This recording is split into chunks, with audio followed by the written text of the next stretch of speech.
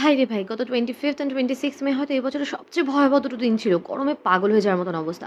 তবে গতকাল রাত থেকে একটু বৃষ্টি হওয়ায় একটু শান্তি পেলেও ভোরবেলায় চলে গেল কারেন্ট। কারেন্ট এলো সেই সকাল 10টার পর। এদিকে ইনভার্টারেরও চার্জ প্রায় শেষ। আমাদের এখানে না এই একটা সমস্যা। একটু হাওয়া হলেই কারেন্ট চলে যায়। অবশ্য কিছু করারও নেই। এখানে এত গাছপালা, বাঁশঝাড় যে মাঝে মধ্যে ডালপালাগুলো তারে জড়িয়ে যায়। আসলে সবকিছুরই তো একটা প্রোস অ্যান্ড কনস থাকে, তাই না?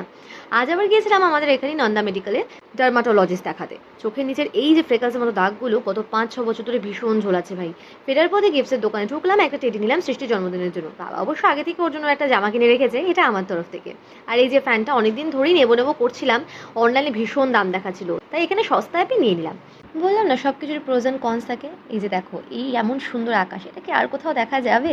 সন্ধ্যায় আবার সঞ্জয় কাকু এসেছিল। ঠাম্মুর ৪৫ দিনের কাজের আলোচনাগুলো করা হলো। চলো আমি এবার রেডি হয়ে যাবো সৃষ্টির বার্থডেতে। দেখা হয় পরবর্তী কোনোটা ব্লগে। তুমি সবাই ভালো থাকো, সুস্থ থাকো, টাটা।